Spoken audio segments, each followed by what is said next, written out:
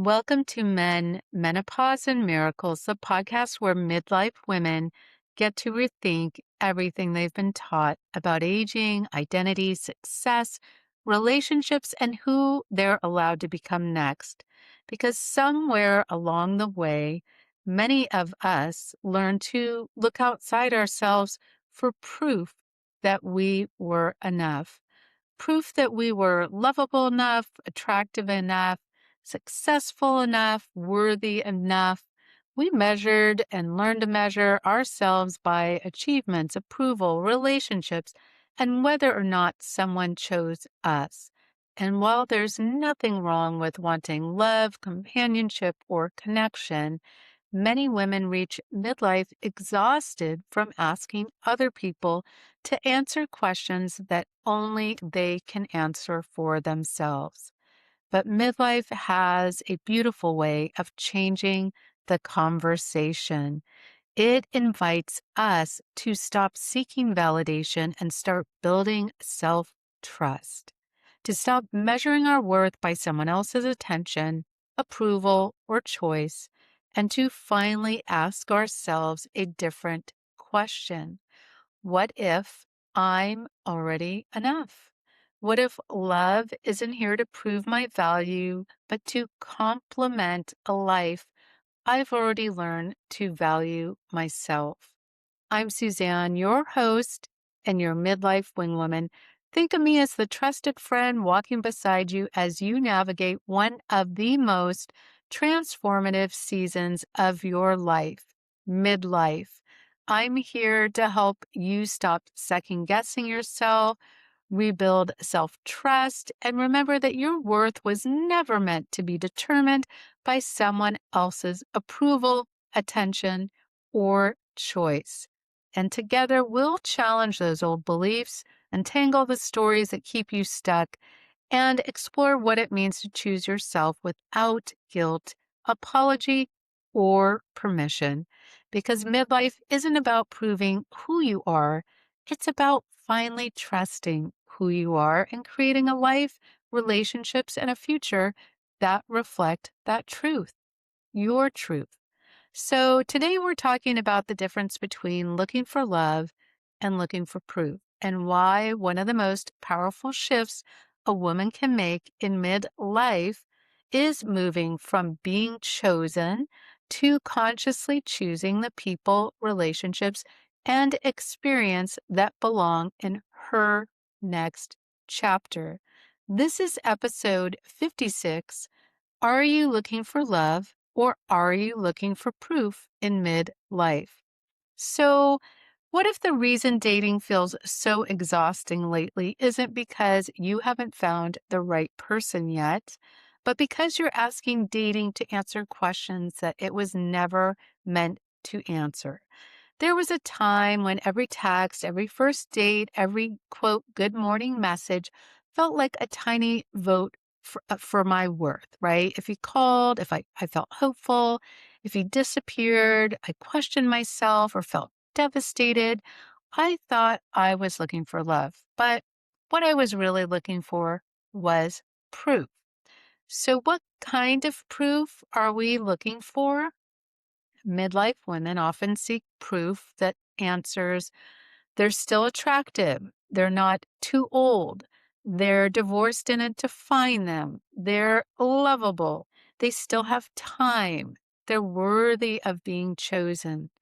The problem isn't wanting love. The problem is assigning love the job of validating your value. So when I talk to midlife women, I don't believe that we're consciously looking for proof. Most of us aren't waking up thinking, I need a man to validate me today. But many of us were raised in a world that taught us to measure ourselves through external feedback. We learned to be the good daughter, the good student, the good wife, the good mother, the good employee, and so on. So we were rewarded for performing, pleasing, achieving, accommodating, and basically being chosen. Somewhere along the way, many women learned that worth wasn't something that they actually carried, it was something they earned. And That one gets me a bit. Earning worth. So all the undoing we have to do. So we became these experts, right, at looking outside of ourselves for evidence that we were attractive enough, successful enough, smart enough, desirable enough, lovable enough, and so on. And when that pattern follows us into dating, we can unknowingly start treating relationships like report cards. Every compliment feels like an A plus. Every rejection feels like a fail. Every text becomes reassurance. Every silence becomes self doubt. The problem isn't wanting love. The problem is expecting love to answer a question that only we can answer. Only we can answer, am I enough? Because no relationship can permanently solve a self worth issue. So, for a while, attention feels like proof. A relationship feels like proof. Being chosen feels like proof. But if your worth depends on someone else's choice, then your confidence will always be vulnerable to someone else's behavior. And this is why I believe midlife is such a powerful season. For many women, midlife is the first time we start questioning all the places we've outsourced our value. The kids need you less. The marriage may have changed or ended. The career that once defined you may no longer fit. The roles you've played for decades really begin to shift in midlife. And it can feel unsettling, but it is also an invitation. It is an invitation to stop asking, who am I when everyone approves of me? Or it could be when everyone needs me. If you haven't yet, start asking yourself, who am I when I approve of myself? That's the work. Because eventually, every woman reaches a point where she realizes she can spend the rest of her life collecting proof from other people, or she can begin generating it from within. And that's where self trust is born, not when someone chooses you, when you finally choose yourself. So here's 3 signs you may still be looking for proof. 1, your confidence rises and falls based on someone else's attention. So the one text that makes your day, the one ghosting that ruins your week. Now, I know these things bring up feelings, yes, but knowing that you're secure in yourself with the life you've created is your actual foundation to stand on, is your circle of trust that no one should be able to shatter. And let's see, number 2, you're more concerned with being chosen than choosing. So you spend more time evaluating whether he likes you than whether you actually like him. And this one's my favorite. I really, in speaking with midlife women and coaching them, I really want to shift this one in women's thought patterns or DNA. And please let this hit home for you while you're listening. Yes, it may be more challenging if you've been through a dating dry spell, which can cause a little desperation to want it to work out. But this is the time to undo the conditioning of being chosen and choose what's really best for you and keep that foundation solid in yourself. Before we were chosen by school, right? Remember team sports in grade school, and the thought of being picked last, or at least for me, meant I wasn't special or favored as the one to be picked first or chosen for the promotion. And what if you never got the promotion? So is there a part of you still wishing and waiting for it and living from a past desire?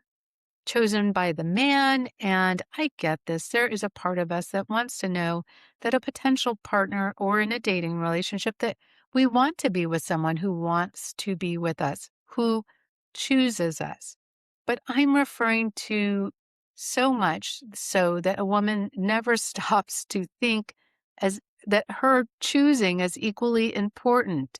Do I want to be with this person? Do I want to be in this relationship? I hope those questions are at the top of your list when you're dating.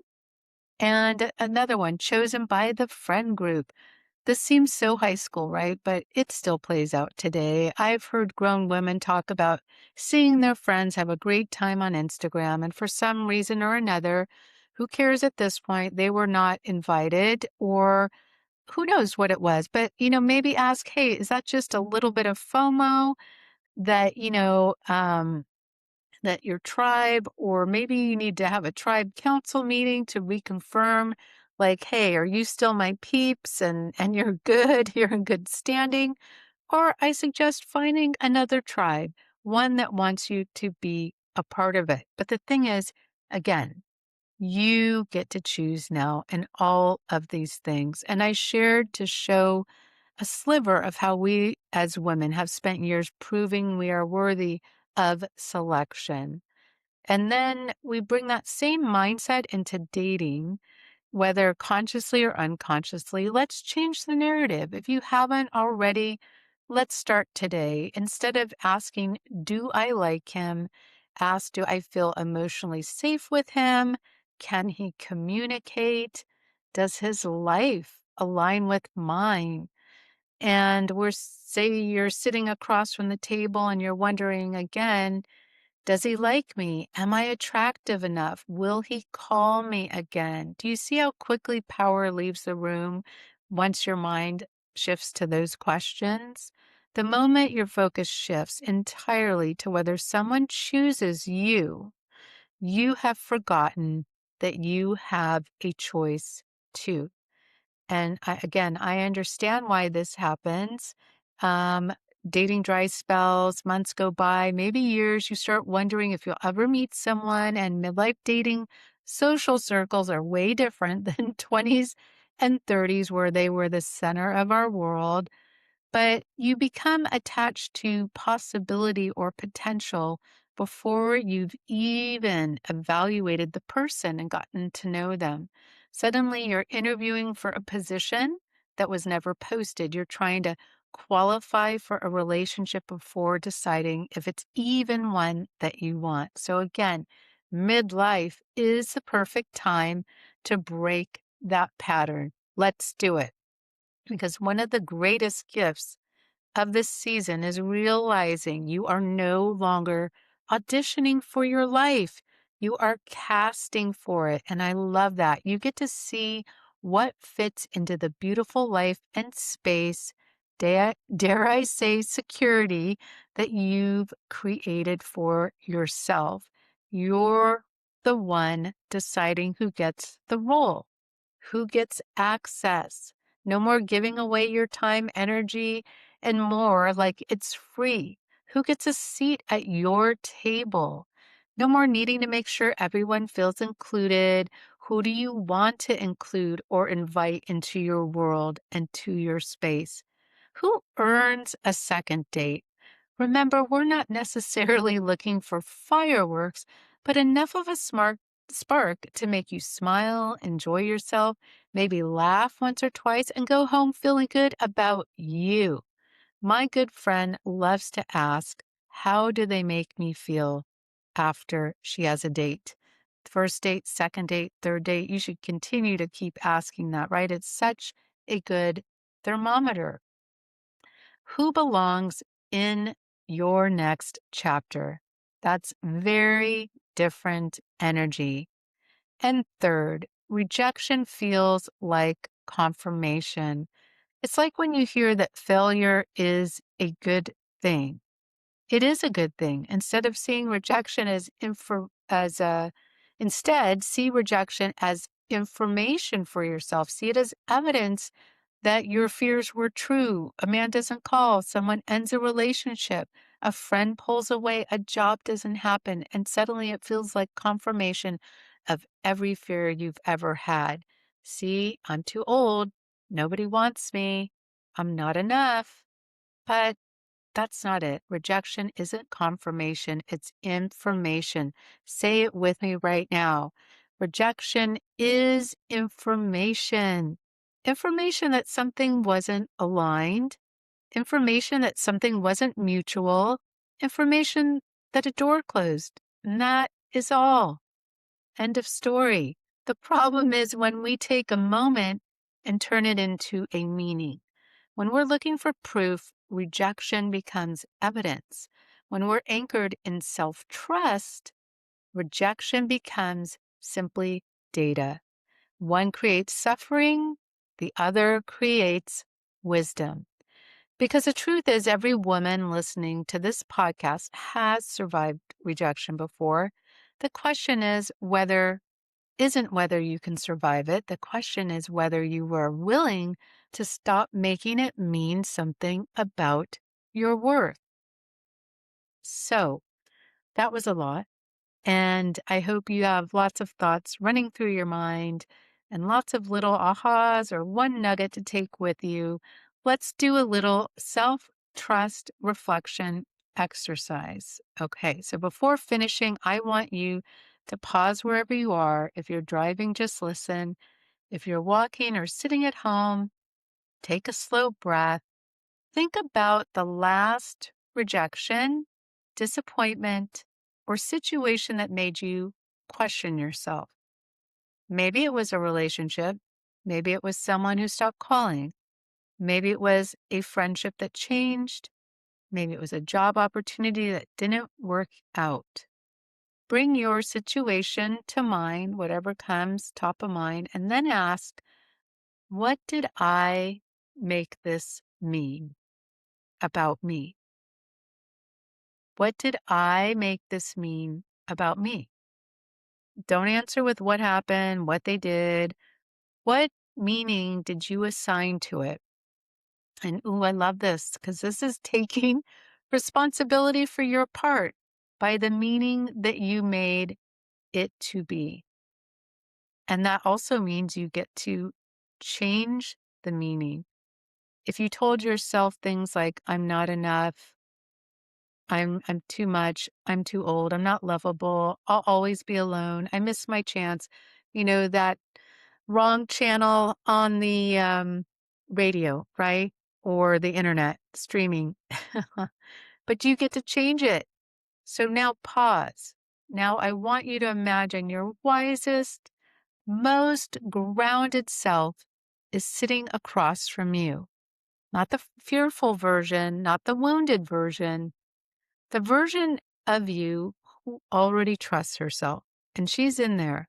The version of you 5 years from now, the version of you who knows her worth. And I want you to ask, is that actually true? And then ask, what else could be true? Maybe what happened wasn't proof that you're unlovable. Maybe it was proof that you were brave enough to put yourself out there. Maybe it wasn't evidence that you're too old. Maybe it was evidence that you're no longer willing to settle. Maybe it wasn't a failure. Maybe it was a redirection. And let's go a little bit deeper with a self-trust question. Something you can carry with you this week when you encounter life on life's terms. Here's the question. If I fully trusted myself, what would I believe about the situation? If I fully trusted myself, what would I believe about the situation? Not what would I do, not what would I fix. What would you believe? Because fear and self-trust often tell very different stories.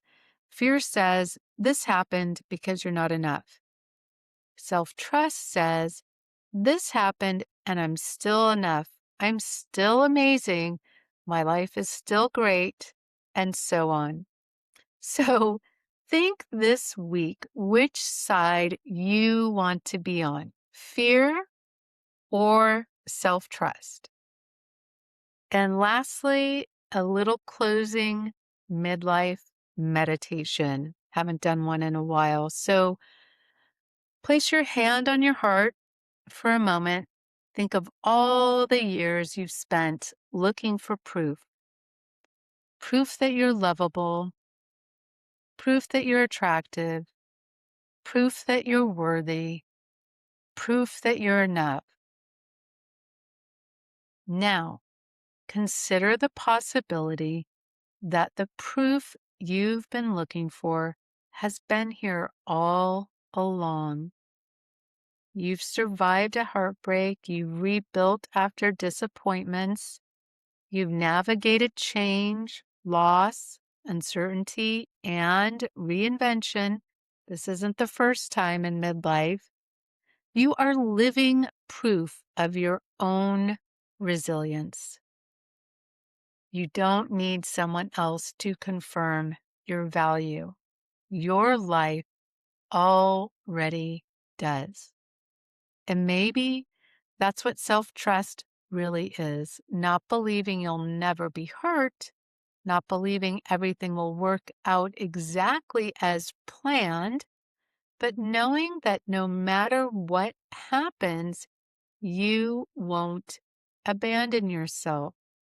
Self-trust is knowing that no matter what happens, you won't abandon yourself. So before we go, I want to leave you with this. Midlife isn't about collecting more proof that you're enough. It's about finally believing that you are, not because someone chose you, not because someone stayed, not because a relationship worked out, but because you've lived, you've loved, you've lost, rebuilt, learned, and kept going. And maybe that's what self-trust really is, knowing that no matter what happens, you won't abandon yourself. I hope today's conversation reminded you that love is beautiful, but it was never meant to be the measure of your worth.